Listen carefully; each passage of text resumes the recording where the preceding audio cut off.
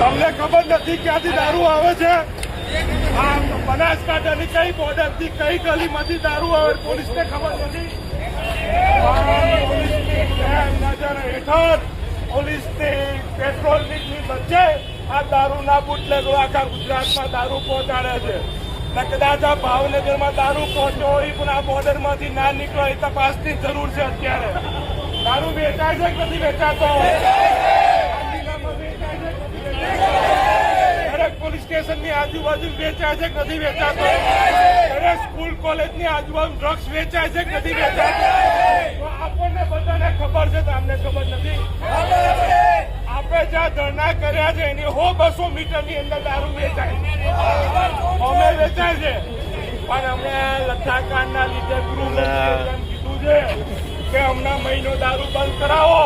મહિનો દારૂ નહીં મળે પણ મહિના પછી અહીંયા તમે રેડ પાડશો. બનાસકાંઠાની તમામ પોલીસ સ્ટેશન ની અંદર દારૂના અડ્ડા ચાલે છે ને ચાલે છે. હપ્તાખોરી માટે કરીને લોકોના જીવ લેવા માટે કરીને માત્ર પોતાના પેટ ભરવા માટે કરીને યુવાનો બરબાદ કરી દે છે. એમાં મોટો ભાગ હોય 5 જિલ્લાની પોલીસનો છે, ગૃહમંત્રીનો છે, તમામ લોકોને જે છે આજે ગુજરાતનું વિભાજન બરબાદ થઈ ગયું. તેના વિરોધમાં ધરણાનો કાર્યક્રમ છે. જેટલી પોલીસ સાહેબ ગોઠવજો અને આજેની રોજ અમે હપ્તાખોરીના વિરોધમાં તમારા દારૂના અડ્ડાઓના વિરોધમાં કાર્યવાહી કરતા પાછા નહીં રહીએ તમને કહેવા માટે આવ્યા છે.